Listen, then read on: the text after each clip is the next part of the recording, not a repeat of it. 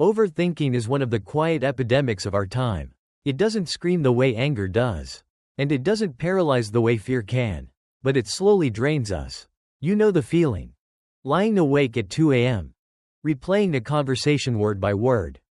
As if re-editing the past could change it. Or standing in the shower. Constructing an endless chain of what-ifs about a future that hasn't even happened yet. The body is here, but the mind is racing miles ahead or dragging miles behind. Overthinking is like running on a treadmill. You pour out energy. But you never actually arrive anywhere. Exhausted, you stay stuck in place. Buddhism does not insist that we shut off the mind. That's a common misunderstanding. The mind's job is to generate thoughts, just as the heart's job is to beat. Expecting the mind to stop thinking is like expecting the ocean to stop producing waves. What the Buddha discovered is subtler. The waves don't need to disappear. But we don't have to drown in them. We can stand where the waves break, watching them rise and fall without being carried away. This is what it means to stand where thoughts can't control you. We overthink because the human brain evolved for survival, not serenity. Our ancestors who anticipated danger, who thought through every rustle in the grass, every possibility of attack, survived long enough to pass on their genes. But in today's world, that same survival mechanism becomes a trap.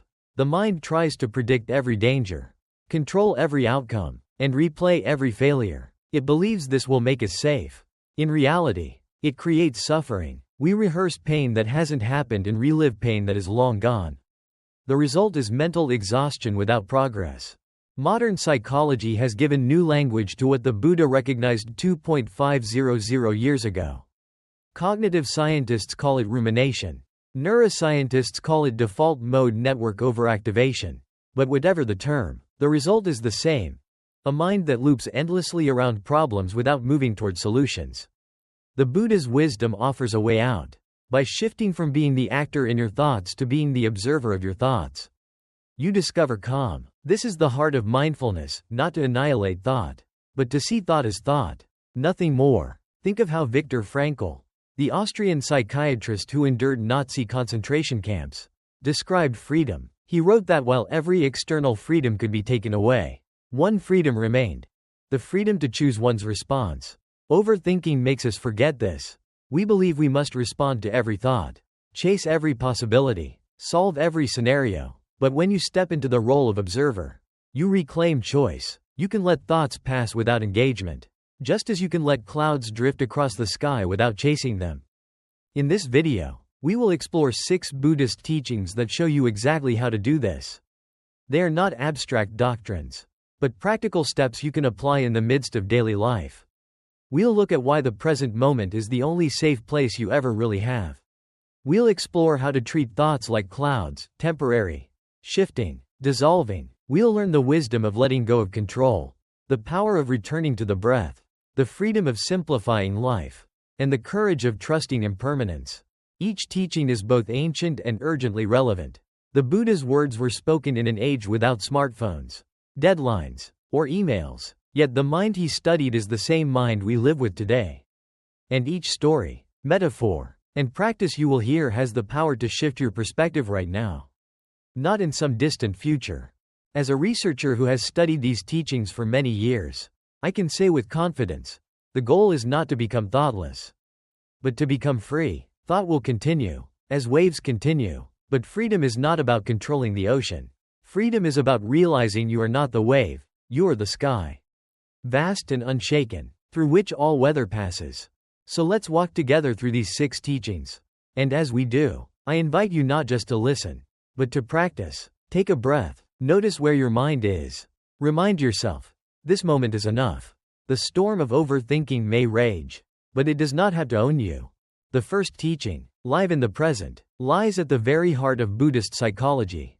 The Buddha's instruction, do not dwell in the past. Do not dream of the future. Concentrate the mind on the present moment, is not a poetic cliché but a practical guide to mental freedom. Overthinking thrives when we replay yesterday's regrets or rehearse tomorrow's fears. Both are shadows. The past no longer exists, and the future has not yet arrived.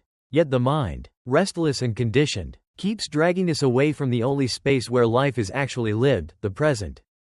Consider the mundane frustration of being stuck in traffic. Most people replay mistakes, I should have left earlier, or catastrophize outcomes, I'll be late. And everything will collapse. In doing so, they double their suffering. First by the situation itself, and second by their thoughts about it. Buddhism calls this the second arrow. The first arrow is reality, the second arrow is the story we add. In traffic, what is objectively true? You are safe, you are breathing, you are alive in this very moment. When you anchor awareness here, the turmoil softens. Modern neuroscience reinforces what Buddhist monks have practiced for centuries. Functional MRI studies show that mindfulness, the act of noticing present sensations without judgment, deactivates the brain's default mode network, the region responsible for rumination and self-referential thinking. In plain terms, focusing on the now interrupts the cycle of overthinking at a neurological level. The ancient instruction finds modern validation. Practical presence does not require monasteries or hours of meditation. It begins with simple sensory anchors, naming one thing you see, one thing you hear, and one thing you physically feel. This exercise interrupts mental loops and reroutes you in the here and now. The mind, like a wandering child, needs gentle redirection. Each time you call it back to the present, you are training it, just as one might train a muscle. The teaching also invites us to examine identity. When we cling to past memories, we reinforce a fixed self. When we anxiously project into the future, we defend that imagined self against threats that do not exist. Presence, however, reveals that the self is fluid, a stream of moment-to-moment experiences. This aligns with the Buddhist doctrine of anatta, non-self. To live in the present is not merely to calm anxiety, it is to glimpse the deeper truth that we are not bound by the stories our mind spins. Living in the present moment is both ordinary and revolutionary. Ordinary, because it begins with noticing your breath, your surroundings, the feeling of your body on the chair. Revolutionary, because it cuts the chain of mental proliferation that enslaves us. When you reclaim this moment, you reclaim your life. The second teaching, thoughts are clouds, strikes at one of the most misunderstood aspects of the human mind. Buddhism never denies the power of thought. In fact, the Dhammapada opens with the line, mind precedes all things. Yet this statement is often misread. To say that thoughts shape our world is not to say that every thought defines us. It means that our mental formations condition perception, coloring how we experience reality. But those formations are transient. They arise, linger for a time, and dissolve. To confuse them with the essence of who we are is to mistake passing weather for the sky itself. The metaphor of clouds is particularly powerful. A sky filled with thunderclouds can feel overwhelming. But no cloud is permanent. Watch patiently, and it shifts, dissipates, or drifts beyond the horizon. The same is true of anger, jealousy, or insecurity. They seem solid in the moment, yet they are conditioned phenomena, dependent on causes and conditions. Without fuel, they lose form. This is why Buddhist practice emphasizes not suppression but observation. When you label a thought, judging, worrying, planning, you create a tiny gap between awareness and the thought itself. That gap is liberation. Everyday life provides endless examples. Imagine a colleague misunderstanding your words. Instantly, the thought arises, they're judging me. If you identify with it, you may spiral into resentment or defensiveness. But if you see it as a passing cloud, one mental event among countless others, it loses its grip. This practice does not mean indifference, it means clarity. You can respond appropriately to the situation without being hijacked by the storm in your head. Modern psychology echoes this wisdom. Cognitive behavioral therapy, one of the most evidence-based treatments for anxiety and depression, trains patients to recognize thoughts as mental events rather than truths. The Buddha anticipated this insight centuries earlier. He taught that clinging to thoughts gives them the illusion of solidity. Non-clinging allows them to fade naturally. Neuroscience confirms that when we practice this skill, regions of the brain linked to emotional reactivity quiet down, while those tied to regulation strengthen. The sky reasserts itself behind the weather. This teaching also speaks to identity. We often mistake the stream of thoughts for the self, declaring, I am anxious, instead of noticing, anxiety is present. Buddhism encourages a shift from identification to observation. Thoughts are contents of consciousness, not its owner. Just as clouds belong to the sky but do not define it. Thoughts belong to the mind but do not define you. The spaciousness of awareness is larger than any single storm. To treat thoughts as clouds is not to belittle them but to see them in proportion. They can inspire, warn, or guide, but they are not ultimate reality. The practice is to let them come and let them go. By training in this perspective, one discovers a profound truth. Peace is not found in eliminating thought but in remembering the vast, unshaken sky behind it. The third teaching, let go of control, addresses one of the most subtle but destructive illusions in human life.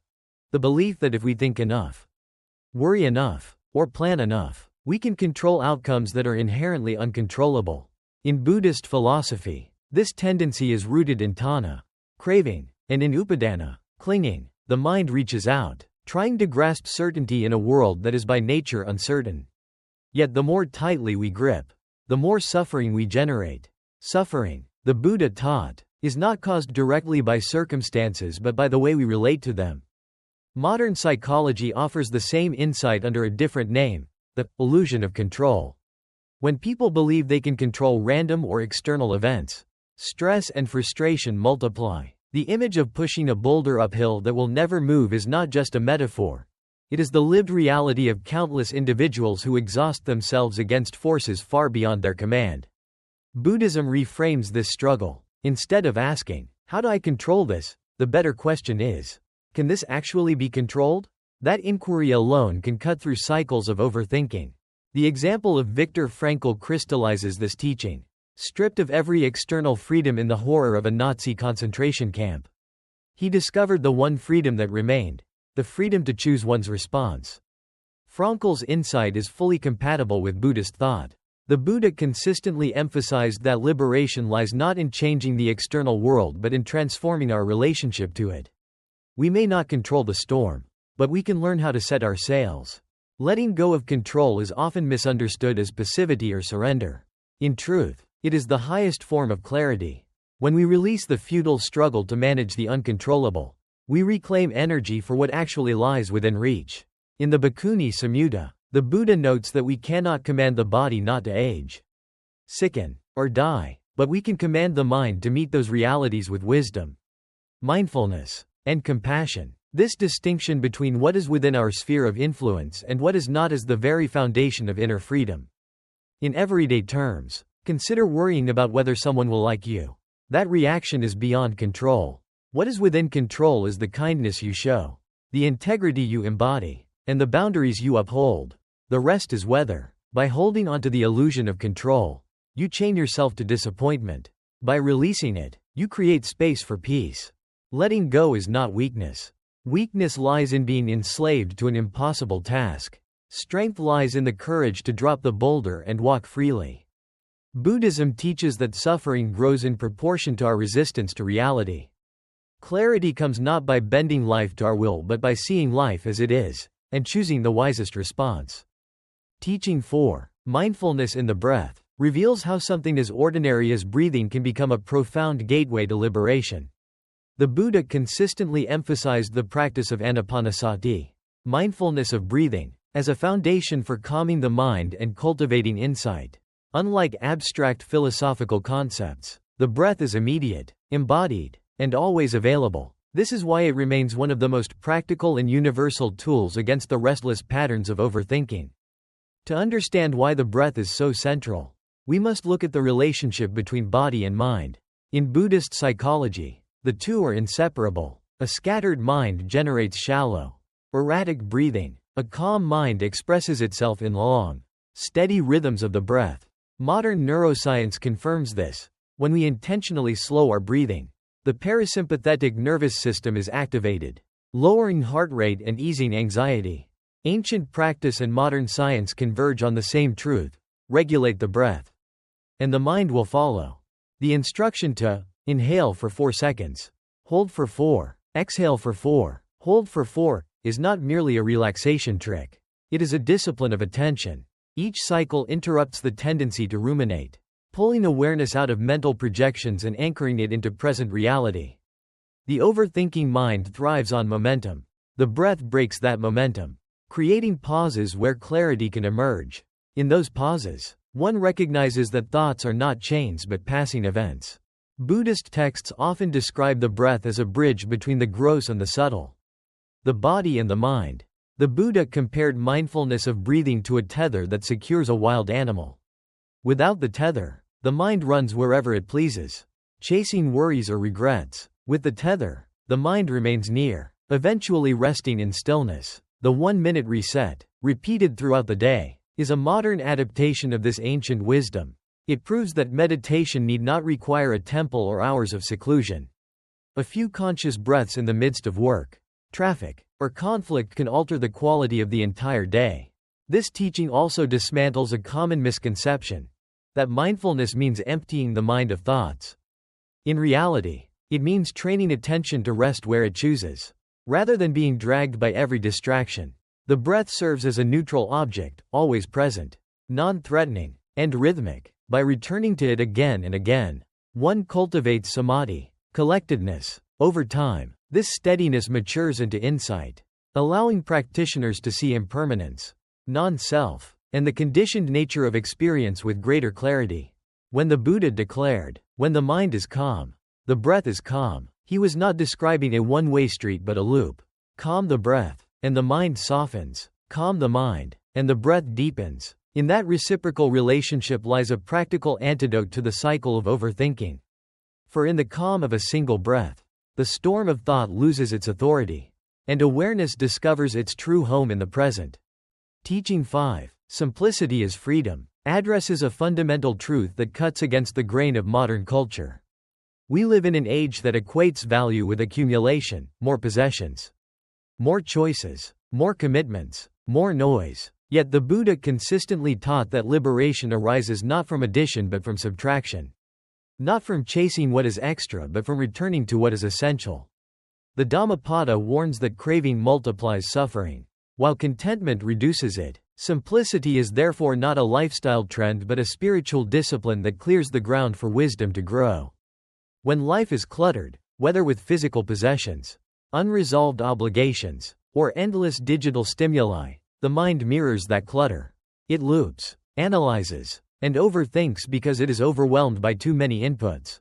The Buddha called this proliferation papancha, the tendency of thought to spin stories and entangle itself in webs of complication. Each layer of worry adds another knot. Simplicity cuts through these tangles. By deliberately reducing what is unnecessary, you create mental spaciousness where clarity can emerge. The modern anecdote of Steve Jobs wearing the same outfit daily illustrates this principle in secular terms.